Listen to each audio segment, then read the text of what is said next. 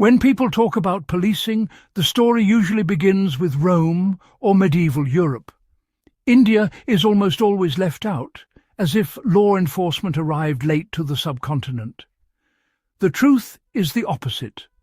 Long before Christ, long before empires like Rome reached their peak, India had deeply organized systems of law, surveillance, intelligence gathering, and punishment. These were not symbolic roles or loose traditions. They were structured, written, enforced, and refined over centuries. If you've ever wondered how massive ancient Indian cities stayed orderly without modern police stations, or how kingdoms maintained control across vast territories, this history answers that question directly. Why ancient Indian policing began as a moral duty rather than a force of power. In early Vedic society, maintaining order was seen as a moral responsibility, tied to dharma. Kings were not above the law. Their legitimacy depended on protecting people from theft, violence, and injustice. This idea appears repeatedly in the Rig Veda and later texts, where rulers are warned that failing to maintain order invites chaos and rebellion. Even today, this principle applies when community leaders or local councils prioritize fairness over authority to maintain long-term stability. How village watchmen formed the backbone of local law enforcement. Long before centralized police forces, villages appointed gramapalas or village guards. These men monitored movement, protected crops, and reported crimes. They were paid in grain or land rather than money, ensuring loyalty to the community. A modern parallel exists in neighborhood watch systems, where local knowledge matters more than distant authority. Why spies were considered essential to justice, not deception. Ancient Indian states relied heavily on spies, known as Gudha Purushas. Kautilya's Arthashastra describes an elaborate intelligence network that monitored officials, traders, criminals, and even the king himself. This wasn't paranoia, it was accountability. The lesson here is simple. Transparency and oversight prevent abuse of power better than punishment after the fact.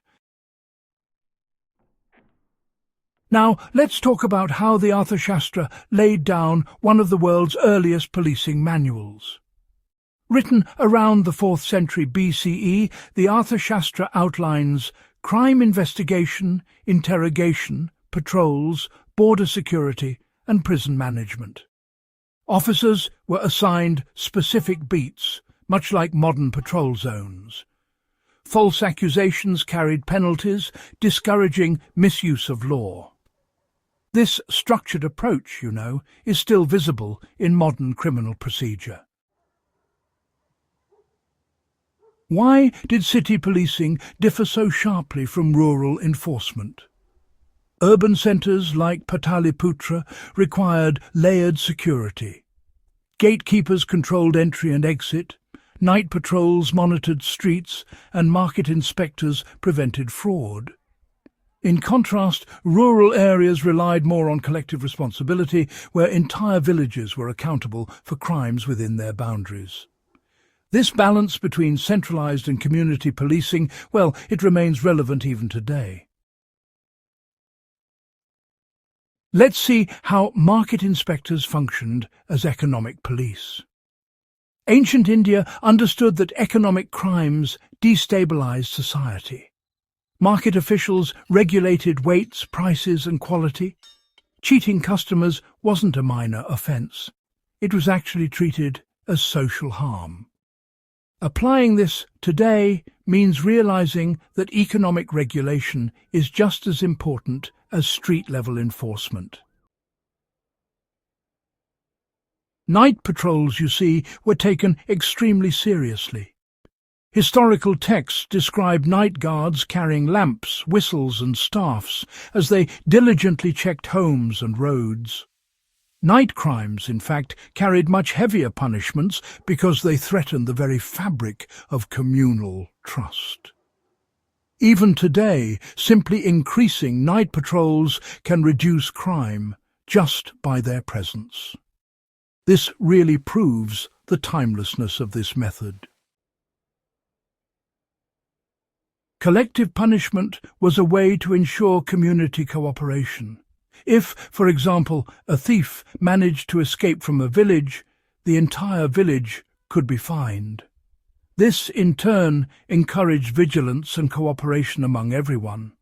While, modern law tends to avoid collective punishment, the underlying principle still survives in shared responsibility models, like community reporting and mutual accountability. Prisons, in ancient times, focused on containment rather than reform. These prisons were secure holding areas, not rehabilitation centres. Reform, interestingly, happened through social reintegration and restitution, rather than lengthy incarceration. Understanding this really helps explain why ancient systems put more emphasis on prevention than on punishment.